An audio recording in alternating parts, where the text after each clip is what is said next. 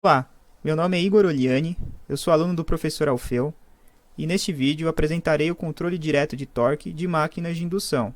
A primeira parte deste vídeo será composta pela explicação da teoria do controle.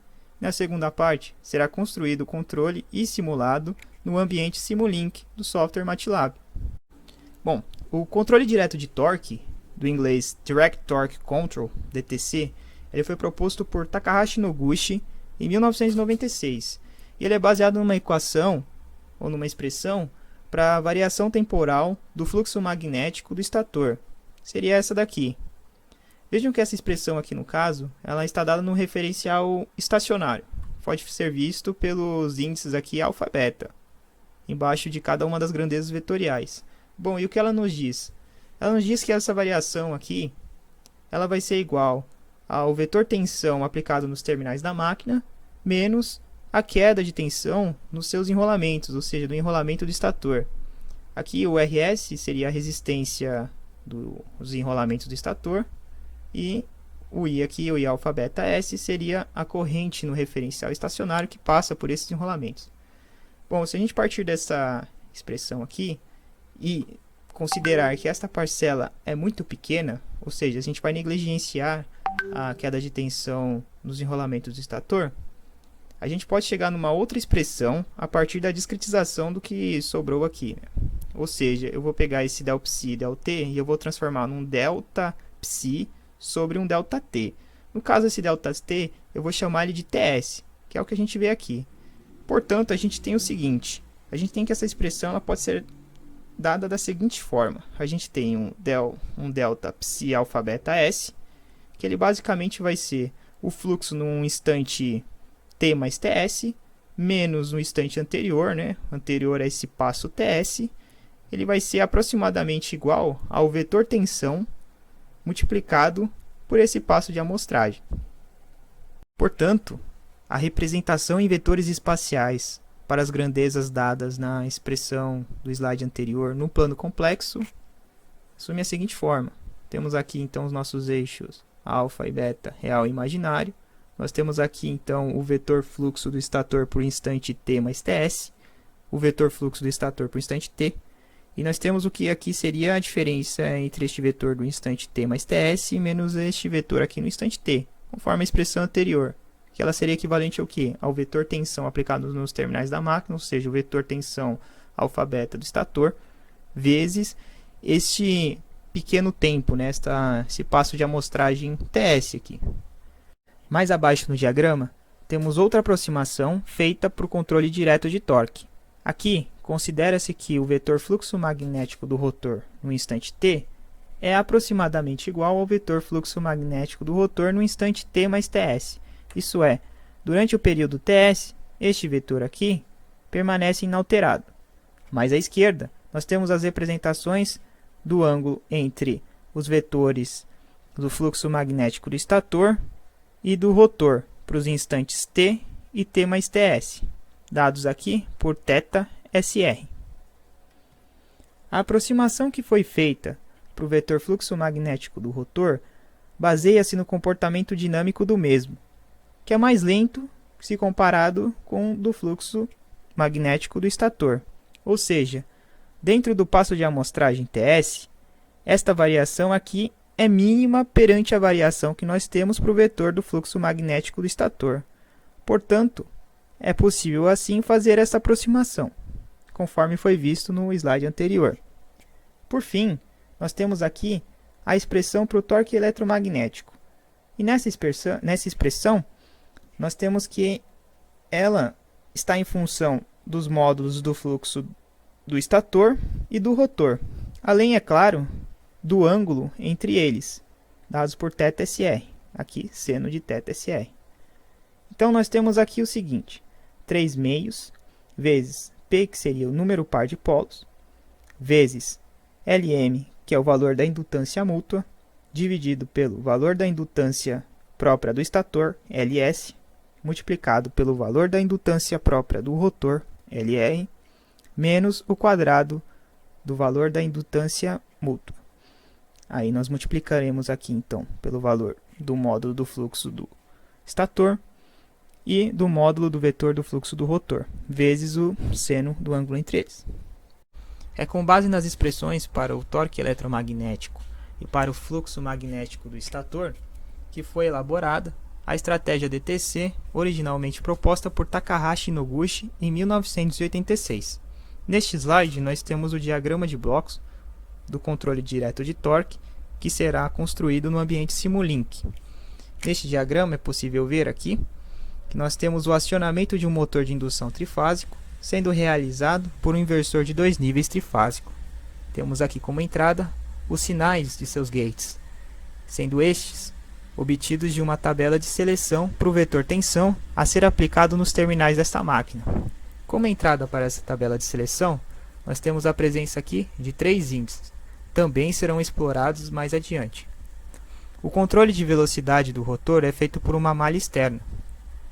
Vejam que aqui temos a entrada do sinal de referência, que será comparado com o sinal medido na máquina. Este erro será processado por um controlador PI para o controle de velocidade. Deste controlador será obtido um sinal de referência para o torque eletromagnético, que por sua vez também será comparado com o sinal do torque eletromagnético obtido diretamente da máquina. Este sinal será processado por um controle por histerese, do qual será obtido um dos índices para a nossa tabela. Este controle por histerese também será mais explorado a seguir. Da mesma forma que temos para o torque eletromagnético, temos um controle de histerese para o módulo do vetor fluxo do estator. Vejam que temos aqui a nossa referência, sendo comparada com o valor do módulo obtido da máquina. Este erro será processado também pelo controle de histerese, qual será obtido o outro índice para a nossa tabela de seleção para o fluxo. Também será necessário para a nossa tabela de seleção o ângulo deste vetor de fluxo magnético do estator. O torque eletromagnético e o fluxo magnético podem ser obtidos, para o nosso caso, diretamente do modelo da máquina. Contudo, na proposta original de Takahashi Noguchi, há a presença de um bloco estimador para essas duas grandezas. Esse bloco também será comentado. Será comentado agora pouco do modelo teórico do inversor utilizado no controle direto de torque, mais precisamente a sua tabela de chaveamento e níveis de tensão. Conforme dito anteriormente, o inversor utilizado é o inversor trifásico de 2 níveis, e a sua representação é mostrada nesta figura aqui. Em seus terminais, os terminais da máquina, podem ser aplicados até 8 níveis de tensão. Estes 8 níveis de tensão, sua forma vetorial, são mostrados na tabela ao lado nesta coluna aqui, isto para o referencial estacionário.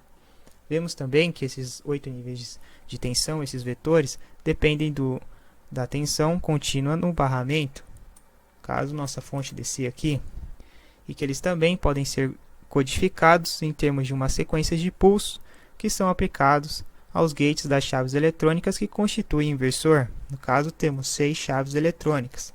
No entanto, é possível ver que na tabela há a presença apenas de 3, A, B e C. Essa diferença ocorre porque quando é aplicado um pulso, por exemplo, de fechamento para a chave S1, nós temos que é aplicado outro pulso, no mesmo instante, de abertura para a chave S4, para que não haja a formação de um curto neste ramo. A mesma lógica é aplicada para os demais ramos, ou seja, se tivermos aqui o pulso 1, deveremos ter aqui o pulso 0, se tivermos aqui o pulso 0, deveremos ter aqui o pulso 1, se tivermos aqui 1, 0 aqui. Pois bem, voltando para a apresentação, nós temos também que a presença desses 8 vetores possibilita a divisão do plano complexo e a sua caracterização em 6 setores.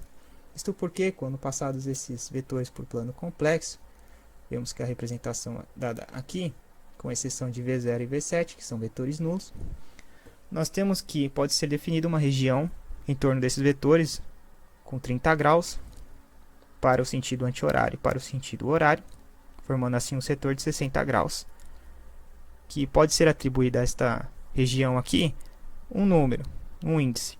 Neste caso, o índice é correspondente ao índice do vetor ao qual esta se origina.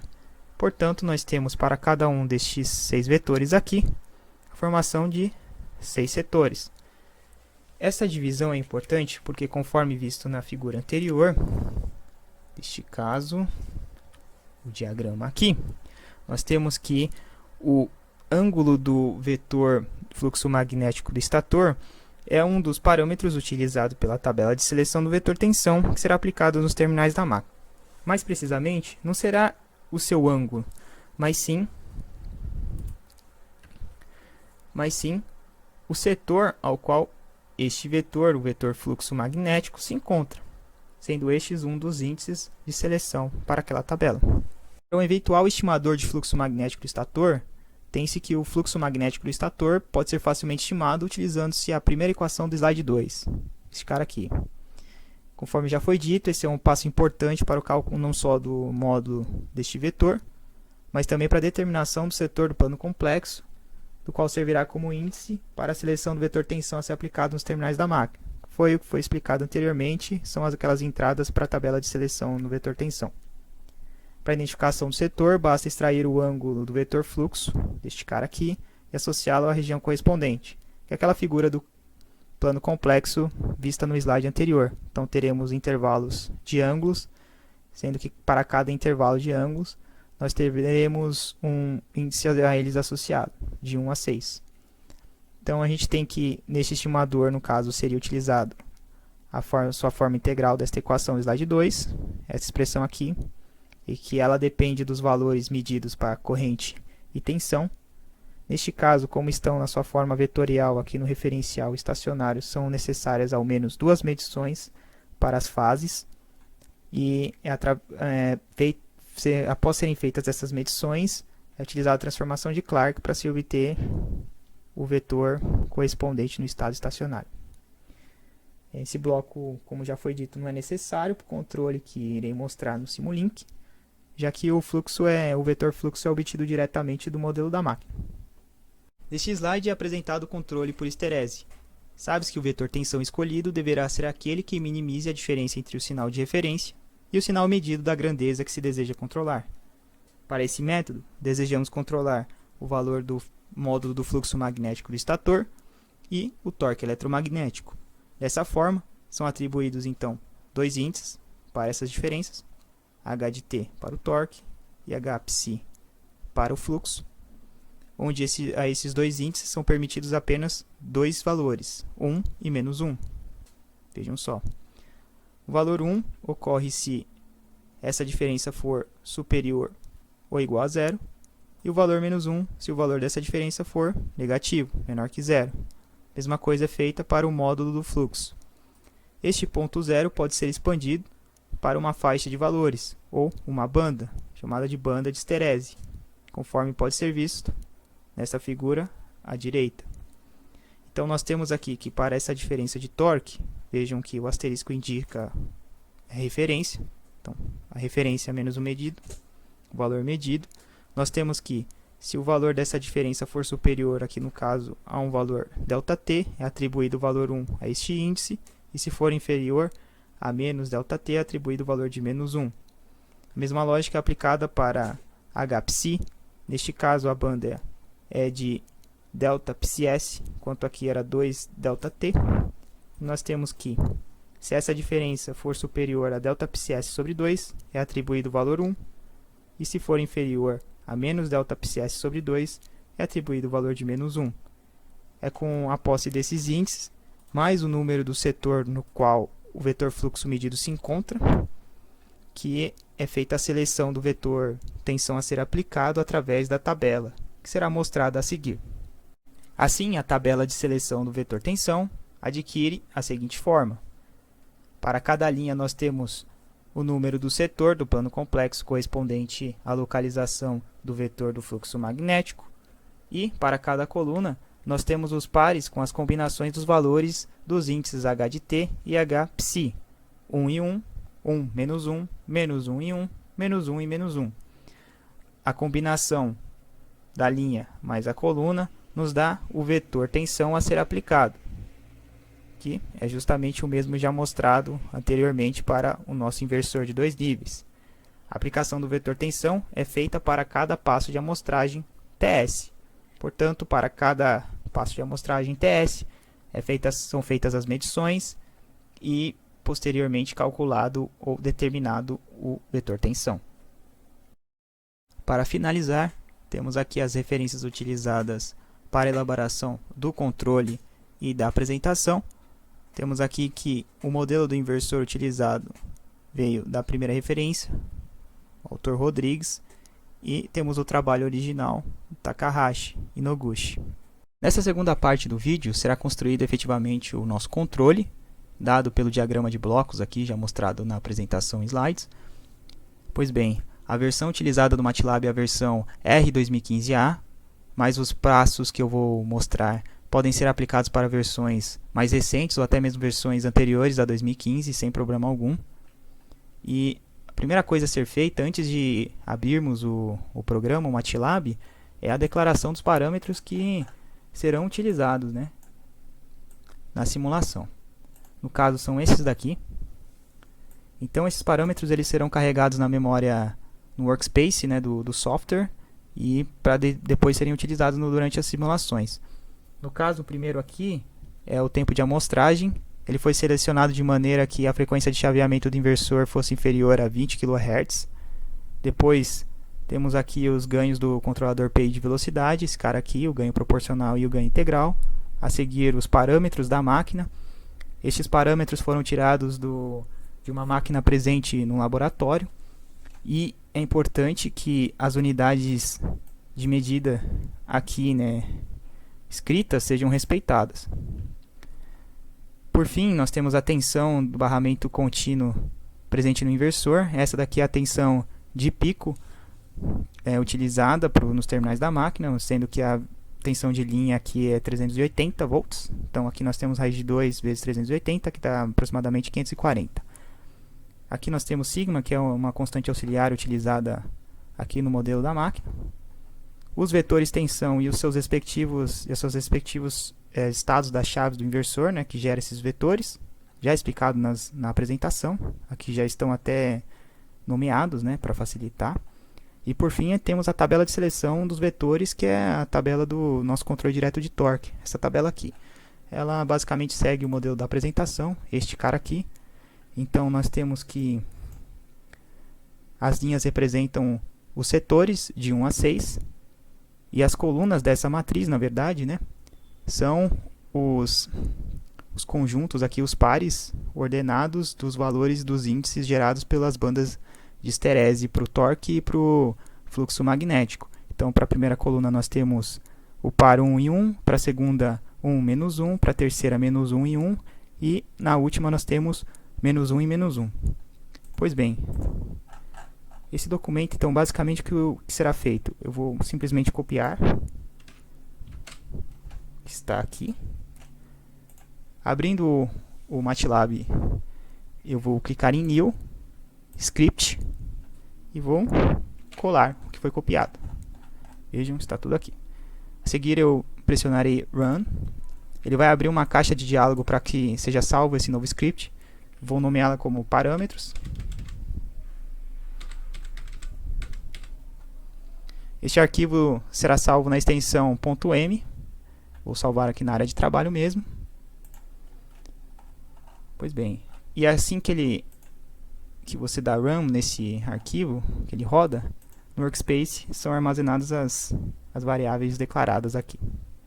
Feito isso, para a criação do modelo Simulink, basta ir na guia Home, clicar em New e selecionar Simulink Model. No entanto, como nós já temos um modelo pronto, que seria o modelo da máquina, basta abri-lo, que é o que será feito aqui. Caso opte-se por fazer outro documento utilizando este mesmo modelo, pode-se vir aqui, ou File, ou aqui. Você vê que eu já criei um novo documento do Simulink e simplesmente copiá-lo. Assim. O próximo passo na construção do controle será na execução do modelo do inversor. Para tanto, utilizaremos aqui da biblioteca do Simulink os blocos constante, bota um N aqui,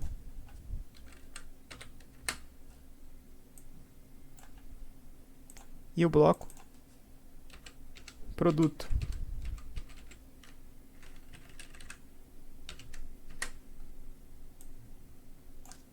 Pois bem, então será feito da seguinte forma. Aqui nós teremos a nossa fonte DC. Teremos aqui então 3 deste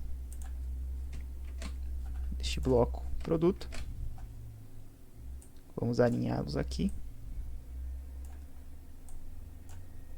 A entrada da fonte será distribuída em cada uma das entradas deste bloco. E basicamente está feito aí o nosso inversor. Basta agora selecionar todos e criar um subsistema. Desse subsistema, nomearemos aqui então inversor e as suas entradas e saídas. Então aqui nós teremos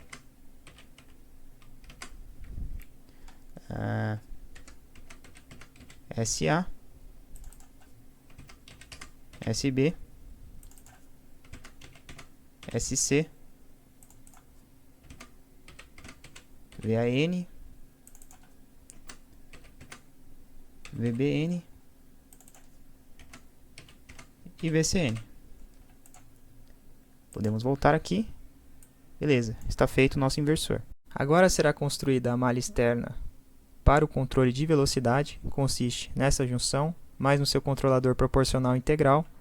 Também serão posicionadas essas duas junções para a obtenção dos erros atuantes de torque eletromagnético e do módulo do vetor fluxo magnético do estator, além de ser realizada a conexão do inversor com o modelo da máquina, aqui.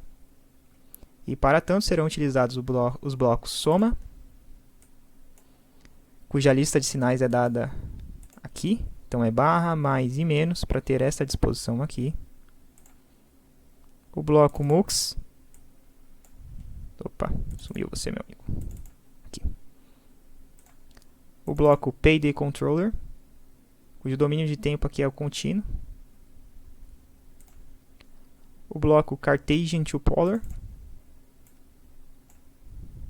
está aqui a descrição do funcionamento dele. E por fim o bloco GoTo, que servirá para o armazenamento dos sinais oriundos do modelo da máquina. Ok, clicar em OK aqui. Então deste bloco aqui, basta que você clique ao lado na seta em azul, para você obter seria o bloco irmão dele, seria o bloco from. E então a mesma variável aqui armazenada, no caso o mesmo sinal, fs_alpha, ele vai ser obtido também desse from aqui, ó. Então teremos o mesmo fs_alpha aqui. Isso economiza de ser feitas essas ligações manuais aqui de fios aqui.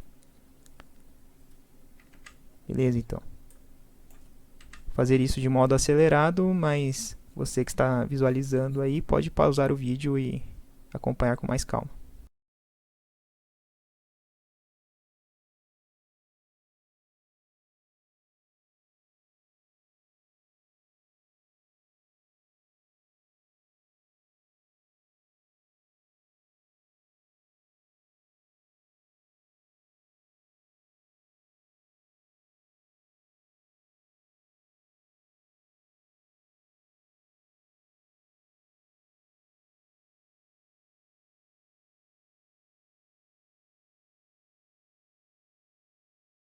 Será realizada agora a configuração do controlador PI. No caso aqui, há de se dar o duplo clique no bloco. Então o primeiro passo vai ser mudar o tipo de controlador para PI. A sua forma também será ideal. Já está aqui no domínio tempo contínuo. O ganho proporcional dele é o nosso KP já declarado. O ganho integral é o KI, também já declarado. E por fim, na aba PID Advanced, nós vamos limitar a saída dele. Então aqui, Limit Output, vamos colocar como limite superior o torque nominal da máquina, dado pela variável aqui tnom, e para o limite inferior será menos tnom. Beleza. Aqui nós temos a opção de colocar uma método anti-windup. Dá para você selecionar o clamping aqui sem qualquer problema. E está feito aqui. Apply. Ok. Agora para o controle de esterese do torque e do fluxo, utiliza-se o bloco Relay. Então vamos colocar aqui Ctrl C, Ctrl V.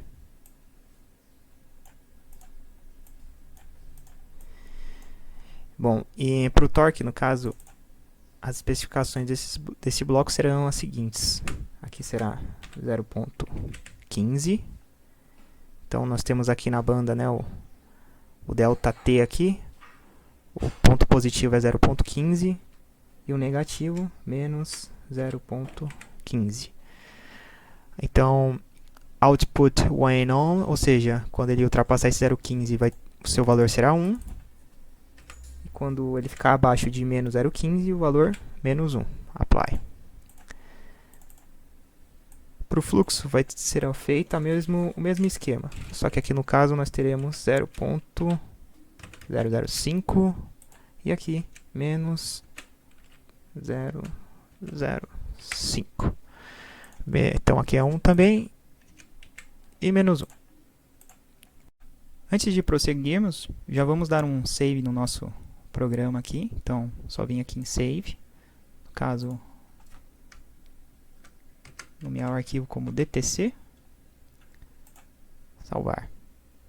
Agora o que falta é a tabela de seleção do vetor tensão, vai ser dada aqui. Para as entradas aqui nós temos os índices aqui é o HT, o índice do torque, do módulo do vetor fluxo e o ângulo dele. Então essas serão as 3 entradas para a nossa seleção aqui, tabela de seleção. Além disso, faltam as referências de velocidade e módulo do vetor fluxo.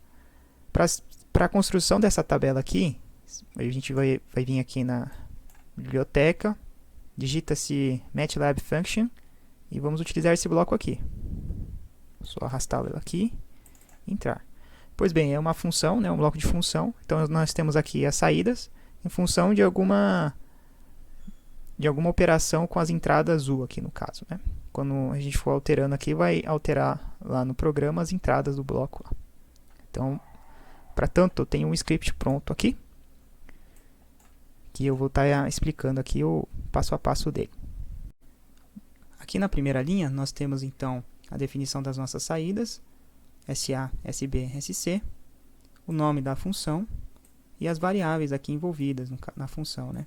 No caso aqui, as 3 primeiras são as nossas entradas, enquanto que o restante são os parâmetros já previamente carregados no workspace. Mais abaixo aqui, nós temos a determinação da coluna, que é com base no par ordenado dos índices HPSI e HT, para a matriz de seleção dos vetores tensão, né? Que foi essa matriz já declarada previamente, já explicada. Pois bem, este valor da coluna vai ser armazenado na variável j, conforme pode ser visto aqui, e está definido, né, cada um desses valores através do if, else, e finalizando aqui a função, né? São as 4 condições dadas por esse par ordenado, né? Cujos valores de cada um deles variam pode ser menos 1 ou 1, né? Bom, aqui abaixo aqui nós temos também a determinação do setor com base no ângulo do fluxo magnético, do vetor fluxo magnético, que está sendo medido diretamente da máquina, né? Através daquele bloco Cartesian Two-Polar, né? Então ele vem aqui o valor do ângulo, só que o MATLAB ele entende esse ângulo, bom, na verdade ele entende o ciclo trigonométrico, né, como variando de 0 a π e depois de menos π até 0. Essa pequena diferença faz com que a região ou o setor 4 ele tenha que ser aqui descrito através por dois else aqui, né? Então são 2 condições aqui para caracterizar corretamente essa região. Essa informação então, que é a informação da linha dessa matriz, ela é armazenada na variável i. Bom, agora, né, selecionado então a coluna e a linha, nós temos o vetor tensão. Esse vetor tensão ele vai ter que ser associado ao valor dos estados da chave, que são esses caras aqui, ó. certo? Então é o seguinte, se esse vetor selecionado, que é o VT e J, for igual a 1, ele vai corresponder, de acordo com a nossa outra matriz aqui, à segunda linha, vejam, essa daqui, dada pelos estados 1, 0 e 0. E, bom, isso vai ser feito para os vetores de 1 até 6, lembrando que o vetor 0 e o vetor 7 são vetores nulos, então não há necessidade de fazer esse tipo de seleção, aplicação. E após ser feito essa caracterização, né, da linha, aí sim nós podemos aplicar esses estados das chaves, né, que serão para a chave A, B e C. Que é o que nós temos aqui, ó. Vejam, então, temos o valor da linha aqui, na primeira entrada, e o valor da coluna, respectiva A, B e C, na segunda entrada, né? Então, vai ser aqui 1, 2 e 3. 1, 2 e 3. Bom, caracterizado, então, o nosso código, o que eu vou fazer é simplesmente copiar o que está aqui para o bloco, na verdade, para o conteúdo aqui, né? Nosso script. Beleza, foi tudo copiado. Agora eu vou salvar. Agora é importante, antes de mais nada, ele vai reconhecer, antes de você salvar, ele reconhece essas variáveis aqui como entradas. Então, o que você tem que fazer é clicar com o botão direito, ir até Open na qualquer entrada, e você vai ter que mudar o status dela aqui. Vejam que está como entrada, input. Eu vou clicar de novo, mudar para parâmetro. Vou fazer isso para tudo que for parâmetro mesmo, já tiver sido carregado no workspace, né? Que é o que eu vou fazer até estados da chave. Beleza. O restante aqui, ó, já pode ser visto output, que são as nossas saídas, tá tudo correto. Ok, agora eu posso salvar de novo. E, bom, está finalizado o nosso bloco. Vou voltar então agora para o nosso programa. Vamos lá, ele está aqui. Beleza. Agora basta realizar as conexões. Então, temos aqui as conexões do gate, os gates. Aqui o índice para o torque, para o fluxo e para o ângulo do vetor fluxo. Deixa eu só trazer esse cara mais para baixo. Beleza. Faltam então as referências. Referência de velocidade eu vou usar o bloco step. Até aqui. A duração dele, deixa eu ver, eu estou com a simulação rodando em 3 segundos, vou colocar em 1.5. Valor inicial 0, o valor final será 150, lembrando que esse valor aqui para velocidade de referência está dado em radianos por segundo. Também deve se atentar à velocidade nominal do motor para que não ultrapasse muito esse valor, certo? Apply. Ok, beleza, conectado. Falta só o valor do módulo do fluxo, que será dado pelo bloco constante aqui. O valor do fluxo nominal ele é dado por uma variável já declarada, sfnom. Apply, ok. Bom, tá feita a conexão aqui.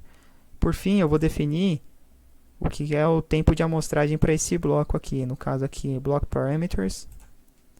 E o sample time eu vou definir como o TS que a gente já declarou. Apply, ok. Beleza, então tá finalizado o programa. Vou ser organizado um pouquinho melhor aqui o programa, nomeando-se os blocos aqui do Simulink de acordo com os da figura. A gente obteve esse layout aqui. Também foi inserido o bloco Scope para fazer a leitura dos sinais de velocidade e torque eletromagnético. Aqui nós temos os blocos MUX aqui, pegando esses dois sinais, né, concatenando esses dois sinais, o valor medido e o valor de referência nesses dois casos aqui. O programa já foi simulado, né, já foi rodado. Este daqui é o resultado, então, para o nosso degrau de velocidade. Então, velocidade, torque e newton-metro. O valor tracejado aqui em vermelho é o valor de referência em ambos os casos. A linha contínua aqui em cima, em azul escuro, é o valor de velocidade medido, enquanto que as faixas em azul claro são os valores de torque eletromagnético medidos. Pois bem, finalizo aqui então o controle direto de torque. Espero que tenham gostado e muito obrigado.